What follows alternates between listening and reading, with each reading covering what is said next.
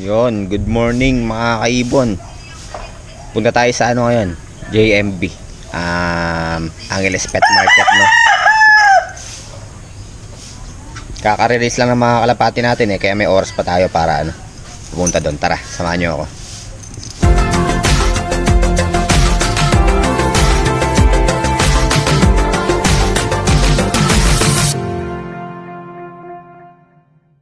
Let's go, guys.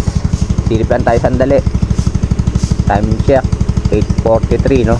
Maghabang tayo mga isang oras pa.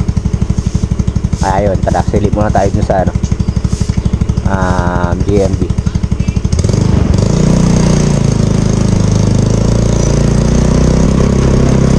Ang bentahan ng ibon doon sa mga hayop doon tuwing Sabado saka Linggo lang, no. Sabado, Linggo lang at pupunta yung mga tao doon. Kaya ngayon, araw ng Linggo,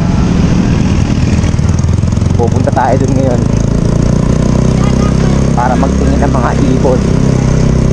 Pero di tayo bibili ngayon. Wala tayong budget ngayon. Titingin lang tayo kung may mga maganda.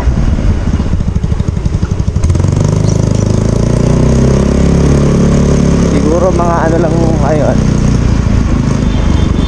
5 to 10 minutes away lang, no, sa amin yung bentahan ng mga dito, ibon kung saan tayo pupunta. Madalas pupunta ako sa Linggo lang dahil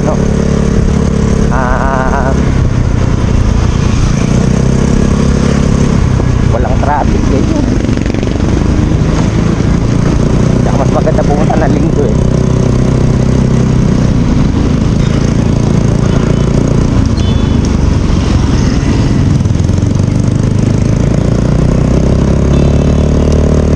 Pero pag tayo Sabado, pupunta rin tayo.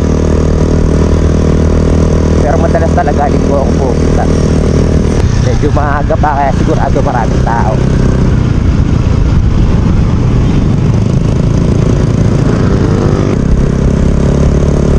Yan, malapit na tayo.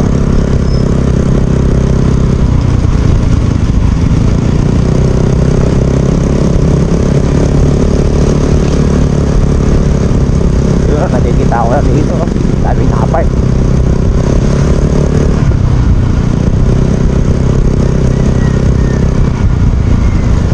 Yun, nandito na tayo. Tara, natin yung mga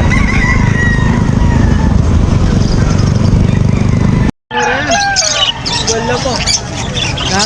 Wala po. Alina ka ng kola? Meron. Maragula. ganda. Remino. Kola rin mo nito. 3.5 dalawa. Dan palaw 2K isa, tapos fail follow naman yung isa. Dami, gaganda.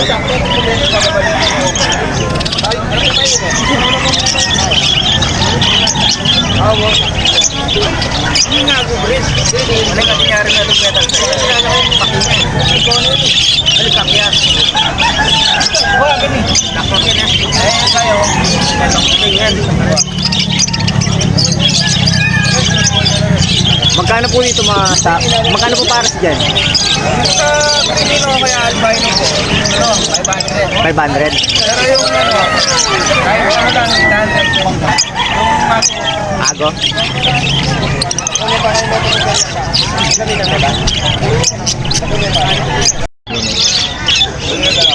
bossing. Lupino Opa 1.5. Dami pang tao. Mamaya pa. Hanggang anong oras po yan? Lakas eh. Hanggang alas 11 daw. Daming daming pagpipilian.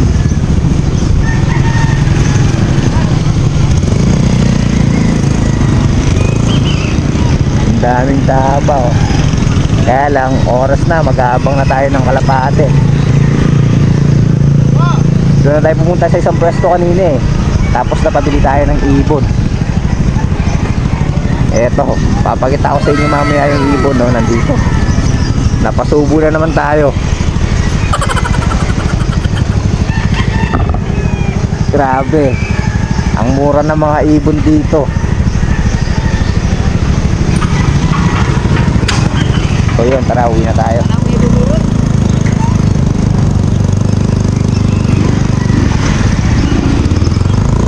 Magkaapag na tayo ng kalapate.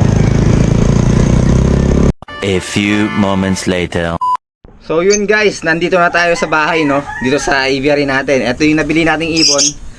Unbox natin to mamaya. Mag-aabang muna tayo ng kalapate. Tapos i-unbox natin to mamaya. Ipapakita ko sa inyo kung anong klaseng ibon yung nabili natin. Napakamura.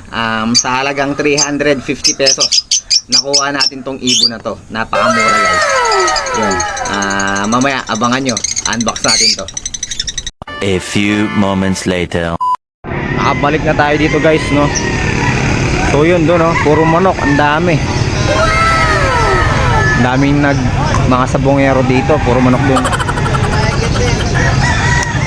Dito naman mga kalapate. Doon puro manok, ang daming tao doon. Ayun guys.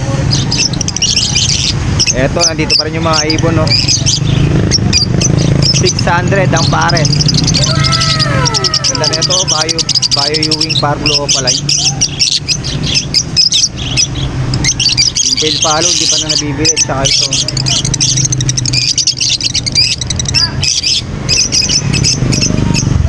Dito, 400 ang pares. Yun.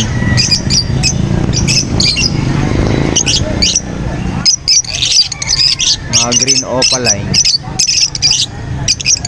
Personata. Mga kaibon, dami dito.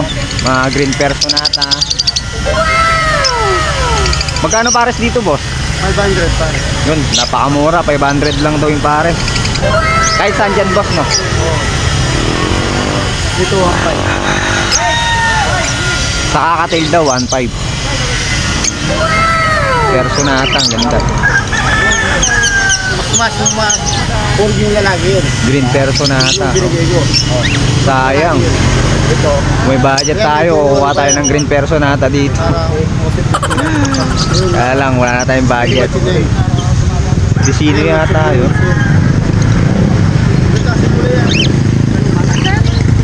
Mura na mga ibon dito.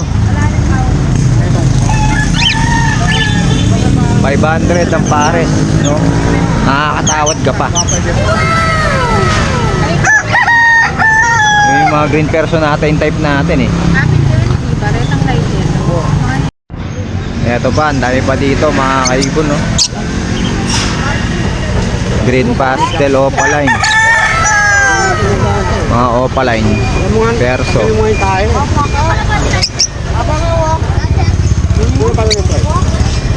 Ganun pa din dito, boss, 500 pares. Ganun pa din daw, 500 pares.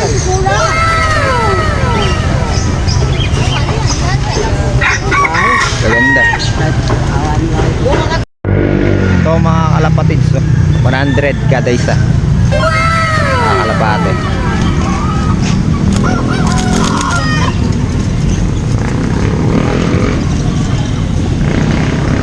Dami. Manok naman sa ilalim eh. Mga native yata. A few moments later. So guys, eto na yung ano natin. Nabili nating ibon, no, dun sa Angeles City Pet Market, JMB kung tawagin. I-unbox na natin ngayon yung ano, yung ibon na to. Papakita ko sa inyo, tara. Yun guys, eto yung nabili nating ibon sa JMB, no. Angeles City Pet Market. Napakaganda. Parblo Ewing Opaline Dilute. Napakaganda mga kaibon, no. Sa halagang 350 guys, napakamura. Meron ka ng Parblo Ewing Opaline Dilute. Napakamura talaga ng mga ibon doon. Kung talagang may budget ka, talagang makakuha ka ng mga magagandang ano, linyada ng ibon, katulad nung ano, nung Cremino, no. Doon kanina, ganda. Kung may budget lang tayo, kukunin natin. Tapos may offline dan follow pa doon. Kanina, no? Napakamura lang din. So, yun. Ang mura ng ibon na ano talaga doon. Mga ibon doon sa ano, sa JMB, no? So, kung gusto nyo magpasabay, yun, pwede rin naman, no? Tapos, pick upin nyo na lang dito sa bahay kung malayo talaga kayo. Kasi sayang naman, no? Mumura ng mga ibon doon. Kung may mga hinahanap kayong ibon, comment nyo na lang. Tapos titignan natin kung meron doon. Kung sure buyer naman kayo, bibili natin yon para sa inyo. So yun guys, no? Ang ganda. Ito yung ibon na ano, na bili natin. Possible cock pala tong ano natin, nabili natin mga kaibon, no? Sobrang sikip ng pelvic niya. Tapos makita nyo yung buntot niya, no? Manipes. So ano, talagang possible cock siya. Maliit lang din yung katawan niya. Pero yung pagkayuwing niya, no? Parang hen yung pagkayuwing niya, pero possible cock yung ano niya. Sa lahat ng katangian niya, possible cock. Sa tuka, sa size, sa buntot, sa pelvic, yun. Pero check natin yung behavior niya kung talagang cock siya, no? Pero kung di siya mag-cock, okay lang din naman. Kung mag-hen siya, ipapares natin siya dito sa blue opaline dilute natin pag nagkataon, no? Kapag di sila nakapagpalabas ng ano, dilute dito sa mga inakay nila, kapag di sila nakapagpalabas ng dilute, ito yung ipapares natin sa ano natin pag naghihento. So yun mga kaibon, mga kalapatids, hanggang dito na lang yung vlog natin para ngayong araw na to. Pinakita ko lang sa inyo yung nabili nating ibon dun sa ano, sa JMB. Tapos yun, napakarami talagang tao dun sa ano, sa Angeles City Pet Market. Iba-iba yung mga hayop na pwedeng bilhin doon, no? African lovebirds, kakatail, kalapate, manok, iba-iba. May bonsai, no? Iba-iba. Merong parakeets. Talagang dami. Kung talagang may budget ka, yun, marami kang pagpipilian. So mga kaibon, mga kalapatids, hanggang dito na lang yung vlog natin para ngayong araw na to. Maraming salamat mga kaibon, mga kalapatids. Ingat and God bless po sa inyong lahat.